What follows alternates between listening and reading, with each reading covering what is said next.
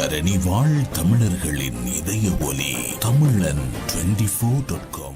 யாழில் போலீசாரை மிரட்ட கழுத்தை அறுத்த பெண், அலறவிட்ட தமிழ் பொறுப்பதிகாரி.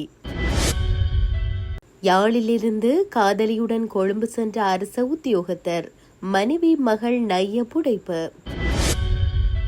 விகாரிகளின் நிர்வாகத்தில் தலையிடும் உரிமை அரசாங்கத்திற்கு இல்லை, தேரர் பாய்ச்சல். டிகோயா இரட்டை படுகொலையாளி, காவல்துறை வெளியிட்டுள்ள முக்கிய தகவல். வித்தியா கொலை குற்றவாளியின் இறுதிக்கிரியை குறித்து வெளியான தகவல்.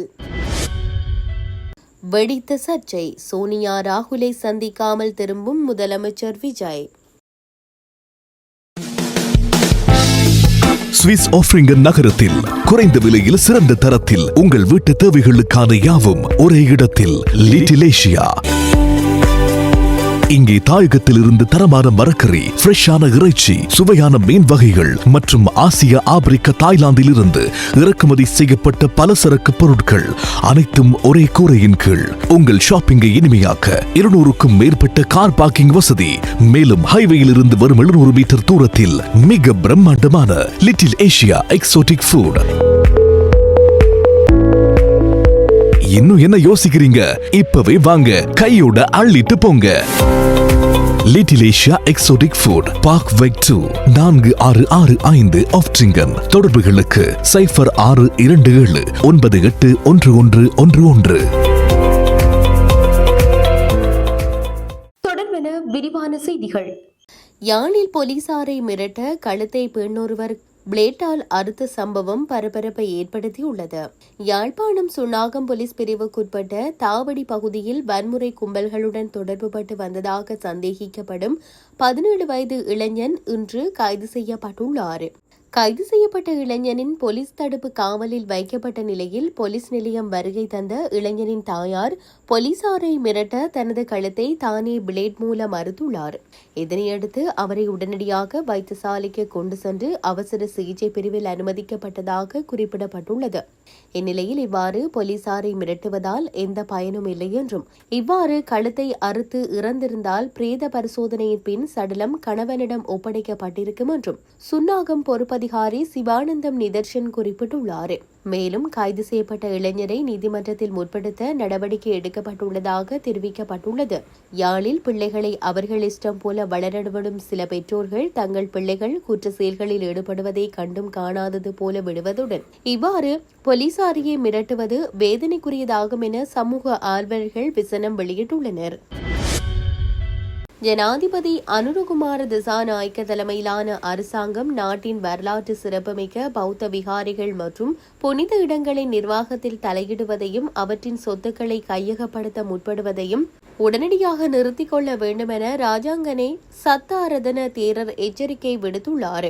விகாரிகளின் புனித தன்மையை பாதுகாப்பதுடன் அங்கு இடம்பெறும் துஷ்பிரயோகங்கள் குறித்தும் சமூக வலைதளத்தில் அவர் வெளியிட்டுள்ள காணொலி பதிவிலே தேரர் மேற்கண்டவாறு குறிப்பிட்டுள்ளார். மேலும் குறிப்பிட்ட அவர், நாட்டின் மக்கள் ராஜபக்சர்கள், பிரேமதாசர்கள் மற்றும் விக்ரமசிங்க ஆகியோரை ஆட்சியிலிருந்து அகற்றியது நாட்டின் வளங்களை சூறையாடிய ஊழல்வாதிகளை வெளியேற்றி நாட்டை சீரமைப்பதற்காகவே தவிர தலதா மாளிகை, அனுராதபுரம், அட்டமஸ்தானம் மற்றும் நாட்டின் ஏனைய புனித விகாரிகளை அரசாங்கத்தின் கீழ் கொண்டு வருவதற்காக அல்ல என்று சமூக வலைதளங்களில் சுவாரஸ்யத்திற்காக பரப்பப்படும் தவறான கருத்துக்களை நம்பி அரசாங்கம் இத்தகைய அபாயகரமான முடிவுகளை எடுக்கக்கூடாது. குறிப்பாக கலகடிவத்தை, சுதத் மற்றும் கெக்கிராவ சுதர்சன போன்றோர்கள் முன்வைக்கும் இத்தகைய முட்டாள்தனமான கருத்துக்கள் அரசாங்கத்திற்கு பெரும் பின்னடைவை ஏற்படுத்தும். விகாரிகளின் நிர்வாகம் குறித்து பேசும் அதேவேளை அங்கு இடம்பெறும் தவறுகளையும் நான் வன்மையாக கண்டிக்கிறேன். விகாரிக்குள் சிறுவர்களை துறவரம் பூண செய்து அவர்களை துஷ்பிரயோகம் செய்யும் சம்பவங்கள் இடம்பெறுகின்றன. அதேபோல் விகாரிகளுக்கு வரும் சிறுவர், சிறுமிகள், தாய்மார்கள், பக்தர்களை தவறான நோக்கில் அணுகுவதும், விகாரை வளாகங்களுக்குள் சாரதிகள் மற்றும் இளையோரை வைத்துக் கொண்டு முறையற்ற செயல்களில் ஈடுபடுவதும் கண்டிக்கத்தக்கவை. ஒரு பிக்குவானவர் விகாரிக்கு தர்மம் கேட்க வரும் தாயையும் மகளையும் மரியாதையுடன் நடத்த வேண்டுமே தவிர அவர்களை குறித்த அறைகளுக்குள் அழைத்து முறையற்ற வகையில் நடந்து கொள்வது அப்பட்டமான துஷ்பிரயோகம். இத்தகைய விகாரிகளில் வாழும் பிக்குகள் தமது தனிப்பட்ட இன்பத்திற்காகவே மதத்தை பின்பற்றுகின்றார்கள். இத்தகைய சமூக விரோத செயல்களில் ஈடுபடும் நபர்களை சட்டத்தின் முன் நிறுத்த வேண்டும் என்பதில் மாற்று கருத்தில்லை என ராஜங்கனை சத்தாரதன தேரர் குறிப்பிட்டுள்ளார். யாழிலிருந்து நேற்றிரவு சொகுசு பஸ் மூலம் கொழும்பு சென்ற அரச உத்தியோகத்தர் மீதும் இன்னொரு பெண் மீதும் பஸ்ஸை மறித்து அரச உத்தியோகத்தரின் மனைவியும் மகளும் தாக்குதல் மேற்கொண்டுள்ளதாக தெரிய வருகிறது. அரியாலை நெடுங்குளம் சந்திக்கு அருகில் இந்த சம்பவம் இடம்பெற்றுள்ளது. கச்சேரி பகுதியில் இருந்து பஸ்ஸை தமது மோட்டார் சைக்கிளில் துரத்தி வந்த தாயும் மகளுமே நெடுங்குளம் சந்தி பகுதிக்கு அருகில் வைத்து பஸ்ஸை மறித்து அரச உத்தியோகத்தரையும் பெண்ணையும் தாக்கியுள்ளனர். சம்பவம் தொடர்பில் மேலும் தெரிய வருகையில் 50 வயது மதிக்கத்தக்க நபர் யாழ் நகர பகுதியில் இருந்து ஏறியுள்ளார். அவர் ஏற்கனவே தனக்கு அருகில் இன்னொரு சீட் பதிவு செய்து வைத்திருந்துள்ளார். அதன் பின்னர் 40 வயதான திருமணமான பெண் கச்சேரிக்கு அருகிலிருந்து ஏறியுள்ளார். அவர் குறித்த பஸ்ஸில் ஏறிய பின்னர் சற்று தொலைவில் பஸ் மோட்டார் சைக்கிளில் நின்ற 2 பெண்களால் மறிக்கப்பட்டுள்ளது. பஸ் அங்கு நிற்காது சென்றபோது பஸ்ஸை மோட்டார் சைக்கிள் பின்தொடர்ந்து வந்து நிறுத்தி பஸ்ஸில் இருந்து கீழே இறங்கி நடத்துனரை தள்ளிவிட்டு பஸ்ஸினுள் ஏறிய 45 வயது மதிக்கத்தக்க தாயும் 20 வயது மதிக்கத்தக்க மகளும் சேர்ந்து அரசு உத்தியோகத்தரையும் அவருடன் இருந்த பெண்ணையும் ஹெல்மெட் மற்றும் கைகளால் தாக்கியுள்ளனர். அரசு உத்தியோகத்தருடன் சேர்ந்திருந்த பெண்ணை உள்ளே புகுந்த மகள் தலைமுடியை பிடித்திழுத்து தாக்கியுள்ளார்.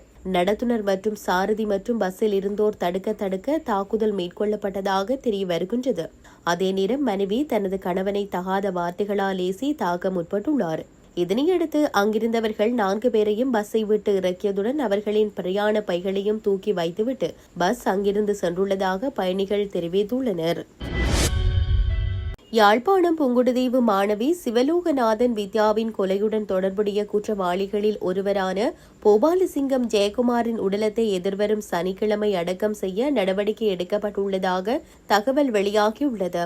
உடலம் தொடர்பில் நீதிமன்றத்திடம் இருந்து கிடைத்த உத்தரவிற்கமைய மாநகர சபையிடம் உரிய கோரிக்கைகள் முன்வைக்கப்பட்டுள்ளதாக சட்ட மருத்துவ அதிகாரி எஸ். பிரணவன் குறிப்பிட்டார். அதற்கமைய எதிர்வரும் சனிக்கிழமை உடலத்தை அடக்கம் செய்ய எதிர்பார்ப்பதாகவும் அவர் மேலும் குறிப்பிட்டார். யாழ்ப்பாணம் சிறைச்சாலையில் இருந்த நிலையில் கடந்த 25ஆம் திகதி அதிகாலை வித்தியா கொலை வழக்கின் மரண தண்டனை கைதியான பூபாலசிங்கம் ஜெயக்குமார் தனது உயிரை மாய்த்துக் கொண்டார். பிரேத பரிசோதனையின் பின்னர் உறவினர்கள் சடலத்தை ஏற்க மறுப்பு தெரிவித்த நிலையில் அரசு செலவில் அடக்கம் செய்வதற்கு தீர்மானிக்கப்பட்டுள்ளது.